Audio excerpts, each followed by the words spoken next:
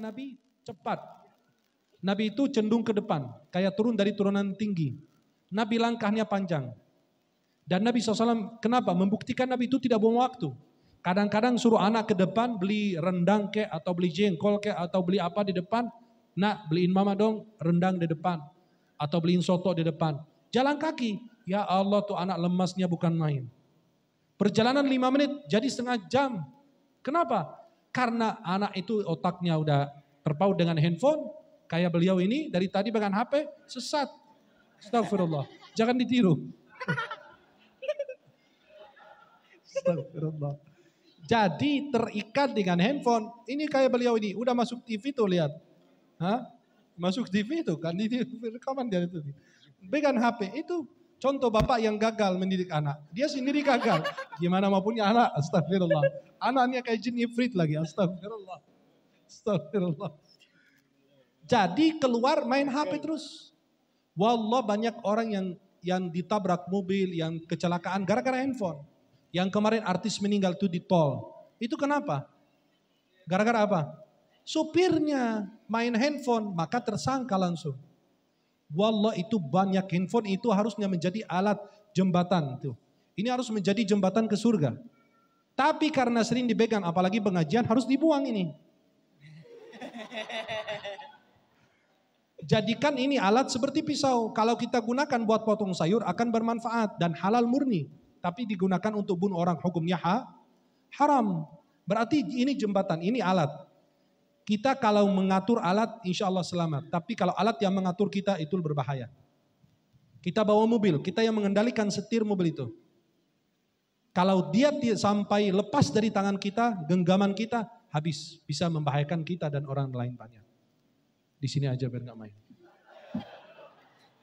Kalau diambil, insya Allah disedekahkan. Sampai selesai kajian. Tapi kalau istri menelpon, anak yang ngangkat. Astagfirullah. Minum. Silakan. Udah mulai kering. Maka metode pendidikan pertama adalah at-tarbiyah bil qudwah. Mendidik dengan memberi teladan yang baik. Kalau orang tua ini menginginkan anaknya hafiz Quran, bapaknya sering pegang Quran. Mamahnya sering pegang Quran. Menginginkan anaknya menjadi hebat, bapaknya harus bergaul dengan orang hebat. Yang datang ke rumah kita orang hebat, bukan tukang mabuk. Bukan orang-orang yang gak bermanfaat. Orang yang ece-ece, maaf. Kenapa? Kalau anak lihat bapaknya bertemu dengan orang-orang hebat, anaknya dengerin obrolan mereka tentang bisnis, tentang usaha, tentang agama, tentang ilmu, tentang hal yang bermanfaat. Tapi kalau teman bapaknya datang untuk apa? Untuk obrolin, besok kita ada ngadu ayam apa segala macam. Ya, anaknya jadi apa? Penyanyi dangdut, penganggur, penjahat. Kenapa? Karena dia tidak melihat ada sosok di sekitarnya yang baik. Maka harus memberi contoh yang baik. Itu yang pertama. Yang kedua, at-tarbiyah bil 'adah. Yang pertama, mendidik dengan memberi contoh, memberi teladan yang baik. Yang kedua, at-tarbiyah bil 'adah, mendidik dengan membiasakan yang baik. Sejak kecil, didik anakmu menjadi anak yang baik. Kalau kepingin anaknya hafiz Quran atau apa, sejak kecil suruh bagian Quran, dengerin Quran, putarin Al-Quran. Ibunya dari kecil pakai jilbab, dia lepas, pakai lagi, ya dibiasakan. Lama-lama dia terbiasa dengan hal-hal yang bermanfaat dan baik. Itu yang kedua. Yang ketiga, at-tarbiyah bil mau'izah. Mendidik anak dengan memberi nasihat.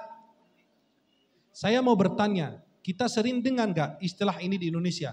Anak bandel dan anak nakal, ada enggak? Sering kita dengar istilah itu kan? Saya mau nanya, kita sebagai umat Islam, ada enggak istilah itu?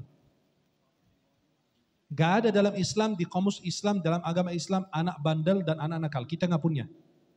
Yang ada cuma dua. Orang tua yang kurang sabar mendidik anak, dia enggak sabar sampai dicap bandel, nakal.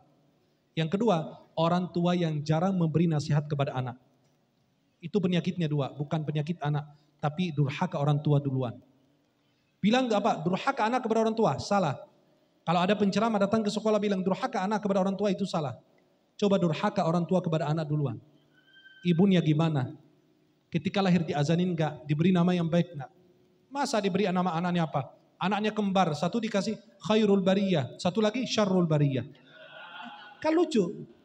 Tidak semua dalam Al-Quran itu kita bisa ngambil. Ada Haman, ada Qarun, ada Abu Lahab. Di Indonesia ada Abu Gosok, Abu Janda, banyak, astagfirullah. Jadi coba lihat, kalau kita perhatikan, tidak semua yang dalam Al-Quran itu kita bisa pakai. Dia bilang, anakku kembar, satu khairul bariyah, satu syarrul bariyah. Sebaik-baik manusia, sejahat-jahat manusia. Satu masuk surga, satu masuk. Jangan surga juga, astagfirullah, jangan masuk neraka. Bahaya. Maka tidak ada dalam Islam istilah anak bandel, anak nakal. Itu yang ada orang tua yang nakal dan orang tua yang bandel. Karena tidak pernah mendidik agama anaknya. Ada anak di zaman Sayyidina Umar bin Khattab, ayahnya datang ngadu. Anakku durhaka kepadaku. Datang Sayyidina Umar bilang, ya udah panggil tuh anak. Dipanggil. Kamu durhaka kepada ayahmu tidak? Apa kata anak? Wahai Amirul Mukminin, bukankah seorang anak punya hak kepada orang tua? Ya. Haknya apa? Pertama, milih ibu yang solehah. Kedua, memberi nama yang baik. Ketiga, mendidik agamanya, hafalan Qur'annya, dan lain. Apa kata anak? Mohon maaf, semua itu saya nggak dapat. Yang pertama, ibu saya bukan ibu yang solehah. Satu. Yang kedua, nama saya artinya hampir dengan keledai. Yang ketiga, seperti maaf, nama anak-anak di Indonesia itu sebagian, mohon maaf kalau ada yang namanya seperti ini ya. Kalau tersinggung, alhamdulillah. Namanya Anjas. Anjas. Ada? Yakin? Enggak usah malu. Namanya siapa? Torik. Yang benar. Masa rubah nama cepat banget? Hah? Mana ada namanya? Nupanaro. Astagfirullah. Berarti namanya itu. InsyaAllah bukan. Anjas itu kata bentuk jamak dari kalimat najis. Seperti masjid bentuk jamaknya masajid. Kitab, kutub. Ini najis jadi anjas. Jadi kotor, najis. Mau wudu, mau mandi tetap najis. Orang tua mendoakan anak, hei najis, sini najis, pergi najis, tidur najis, bangun najis. Kapan dia menjadi orang suci? Maka anak itu bilang, nama saya nama yang jelek. Ibu saya ibu yang bukan soleha. Aku lahir di dunia ini gak pernah diajarin agama. Dan tidak pernah belajar satu surat Al-Quran dari ayah.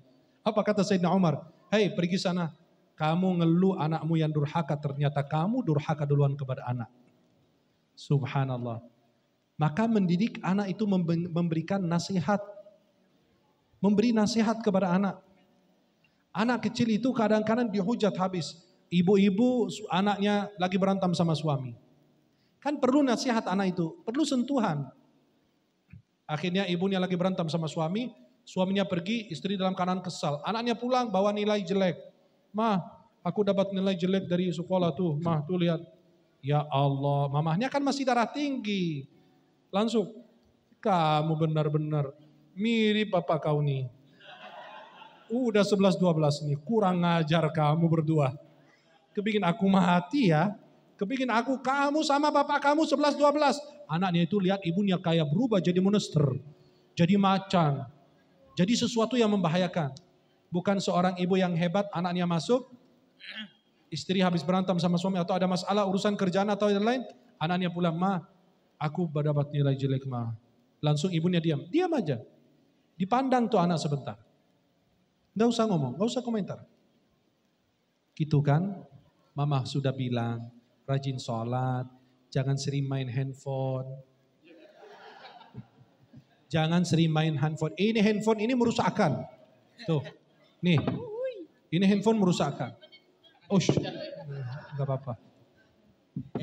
Jadi tuh ibu yang hebat. Anaknya, oh salah tapi aku masih diperbaiki, masih diberi nasihat. Maka itu perlu apa? Pendidikan dengan nasihat. Dia kan masih kecil. Dia kan belum paham, belum ada pengalaman. Buktinya Anda kirim dia ke sekolah. Kenapa? Karena dia masih bodoh. Kita ke sekolah itu menjadi orang pintar, menjadi orang cerdas, menjadi orang yang hebat. Maka ibunya langsung bilang, tuh kan nak, mama kan bilang, jangan sampai larut malam main handphone. Tuh gara-gara main HP itu kan kesian. Teman-temanmu gimana? Nah, itu bisa disentuh hati nuraninya. Lama-lama dia akan tahu bahwa dirinya bersalah. Dulu waktu saya di Mesir kita makan, kalau di Mesir kan hampir sama dengan Indonesia zaman Pak Harto itu. Kita makan rame-rame, gak ada yang makan piring masing-masing kayak zaman now itu, aneh. Suami piring, anak piring, ini harus tuh nampan semua makan bersama. Masa sekeluarga jijik kalau makan bekas. Ini sendok siapa ini? Sendok fulan. Enggak, aku mau sendok baru. Memang dari mulut apa? Macan apa? Akhirnya subhanallah, ayah saya langsung pas maghrib kita biasa makan bersama habis maghrib. Dan biasa kita kalau mau makan enggak nunggu makan bersama-sama. Ya sekeluarga itu sebut. Akhirnya pas kita mau duduk, selesai sholat maghrib, duduk makan. Pas ayah saya nanya, sudah sholat maghrib belum? Belum. Astagfirullah. Begitu enggak banyak ngomong. Astagfirullah. Biasanya orang kalau nggak sholat nggak boleh makan, kata beliau gitu, nyindir halus. Akhirnya kita nggak jadi makan, udah bangun. Nyindir halus beliau, langsung. Memang orang yang nggak sholat itu nggak dikasih rahmat Allah, bagaimana mau dikasih makan? Nyindir halus. Jadi kita langsung, astagfirullah. Ya udah kita nggak jadi makan, kita sholat dulu. Selesai sholat pulang, udah makan habis. Yang namanya sekeluarga makan. Habis tuh makanan, maka jadi penyesalan. Maka kita sholat maghrib dulu, pas kita duduk, udah sholat maghrib, alhamdulillah aman. Kenapa? Biar mengamankan diri, makanan kita juga. Jangan sampai habis.